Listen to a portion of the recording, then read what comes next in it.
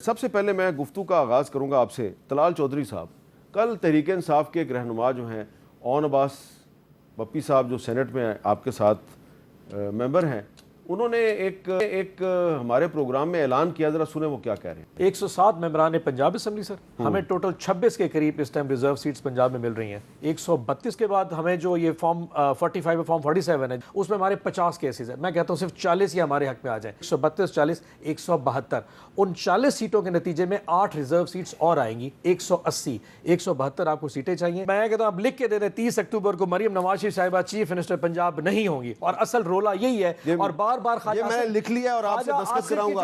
अच्छा, अब सवाल ये है कि तहरीक इंसाफ का एक ख्याल है कि मखसूस सीटें उनको मिल रही हैं। ज़ाहिर बात है पंजाब में मिल रही हैं तो मरकज़ में भी मिल रही होंगी। और आपकी स्ट्रेटजी ये नज़र आ रही है कि जो एक बिल जो है वो पेश किया गया है, उसका मकसद ये है कि 3 दिन में जिन लोगों ने पार्टी में शमूलियत का ऐलान कर दिया, अब वो किसी और पार्टी में शमूलियत का ऐलान नहीं कर सकते, तो PTI को मखसूस नशस्तें नहीं मिलेगी। PTI ये नहीं कह रही कि हम शहबाज शरीफ साहब को इधर से निकाल रहे हैं, वो कह रहे हैं हम पंजाब से मरियम नवाज साहबा को निकाल रहे हैं। क्या आपको लग रहा है कि इनको रिजर्व सीटें मिल जाएंगी? बिस्मिल्लाहिर्रहमानिर्रहीम। मीर साहब वो आपने सुना होगा, छोटे जब हम थे तो एक कहानी सुनते थे, शेख चिल्ली के ख्वाब।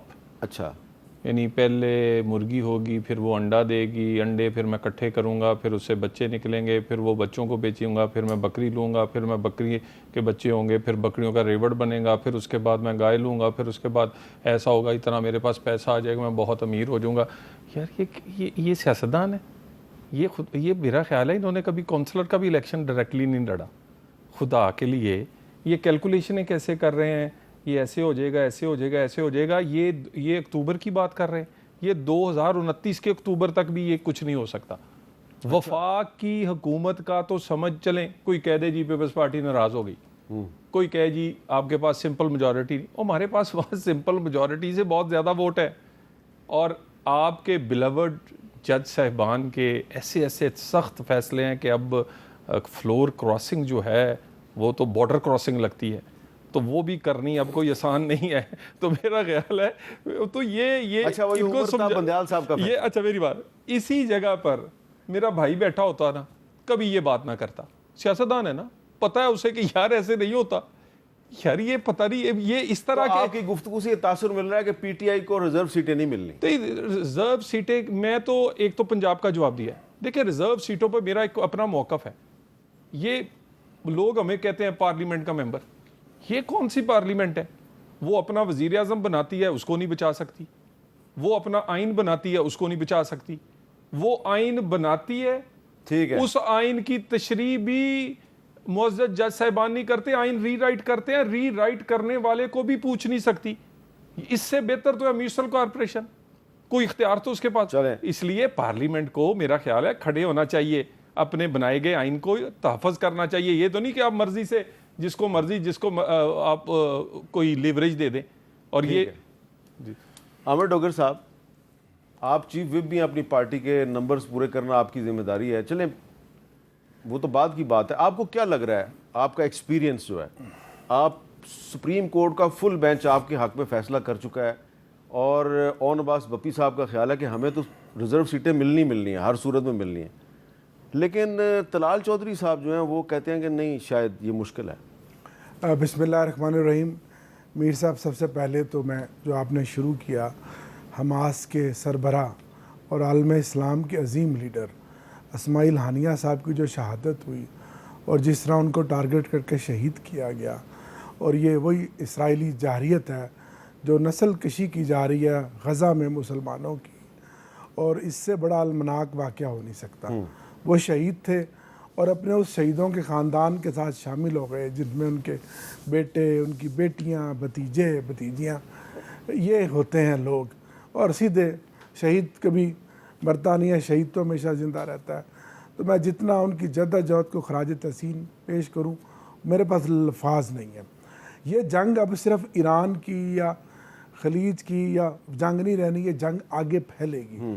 तो यहाँ आज ना सिर्फ मुस्लिम उम्मा, जिस तरह आपने अपनी इब्तदाइये में जिक्र किया, उसको मुत्तहद होने की ज़रूरत है, बल्कि हमारे मुल्क को भी, पाकिस्तान को भी, जो मुसलमानों का और मुस्लिम वर्ल्ड का एक स्ट्रॉन्ग मुल्क है जिसकी एक स्ट्रॉन्ग आर्मी है।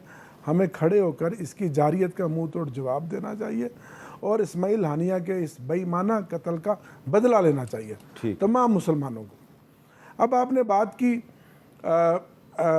नंबर्स की, देखिए अगर तो 8 फरवरी का इलेक्शन फॉर्म 45 के मुताबिक नतीजा आए फिर तो बप्पी साहब की बात ठीक है, और यहाँ भी 17 कौमी असम्बली की सीटें हैं। कभी पाकिस्तान की तारीख में नहीं हुआ कि 17 सीटों वाली पार्टी को 121 सीटें दे दी जाएं और उसके सरबराह खुद मियाँ नवाज शरीफ साहब खुद इलेक्शन आ रहे हैं यास्मीन राशिद से। अब आगे बात है पार्लियामेंट की। बिल्कुल बड़ी अच्छी बात की है मेरे भाई ने, सेनेटर साहब ने, तलाल साहब ने, कि क्या वुकत रह जाती है वज़ीर आज़म की, क्या वुकत रह जाती है कानून साजी की। तो वोट को इज्जत दो का नारा तो आपने लगाया था, फिर क्यों डिग्गी में बैठ के चले गए और अपने उस सारे बयानियों को दफन कर दिया। हुकूमत में आप जिस तरह से आए हैं कौन नहीं जानता, लेकिन सियासी तौर पर आपने क्या ये उसी तरह हुकूमत में नहीं है जिस तरह 2018 में आपकी पार्टी हुकूमत? सर फिर तो 13 भी है, 8 भी है, फिर तो एक लंबी कहानी है ना। हाँ, ये फिर तो आप करें इसका अजाला, लेकिन आप जब बात करते हैं उस पर खड़े हों। आपको रिजर्व सीटें मिलेंगी या नहीं मिलेंगी? सर रिजर्व सीटें तो हमारा हक है मिलना, और ये इनको पता है इनका हक नहीं है। अब इससे बड़ी समझे, मैं लफ्ज़ इस्तेमाल करूँगा, बदमाशी, गुंडागर्दी, फस्तायत क्या होगी कि सुप्रीम कोर्ट के फुल बेंच ने फैसला कर दिया, ठीक है, हमें फैसला मंजूर नहीं, लिहाजा लेजिस्लेशन कर लें क्योंकि असेंबली में हमारी अक्सरियत है। यार आपने तो पहले भी आपने सुप्रीम कोर्ट पर हमले किए, का इजलास है जुमे को, पहले भी आपने सुप्रीम कोर्ट पर हमले किए हैं। क्या तोकीर है आइन की और कानून की? लेकिन अब देखिए तरीकाकार बदल गया ना, अब सुप्रीम कोर्ट पे वो हमला नहीं कर रहे, वो पार्लियामेंट के फोरम पर बिल पेश किया है, स्टैंडिंग कमेटी में गया, उधर से मंजूर हो गया है। कल अगर ये बिल जुमे की नमाज से पहले पहले मंजूर हो जाता है तो फिर आपकी तो रिजर्व सीटें फारग हैं। सर बात यह है कि ये तो फिर सुप्रीम कोर्ट, ये तो बच्चा बच्चा जानता है कि बाहर जो आपके फ्रूट वाला खड़ा है उसको भी पता है कि ये कानून साजी किस लिए हो रही है।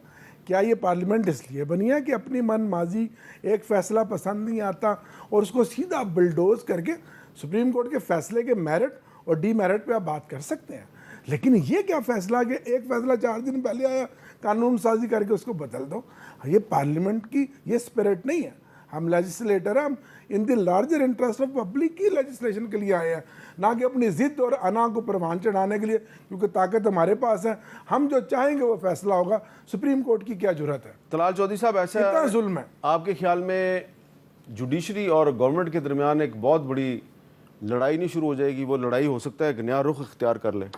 देखिए, एक तो मीर साहब, पार्लियामेंट को पार्लियामेंट बनना है, म्यूनिसिपल कॉरपोरेशन नहीं बनना।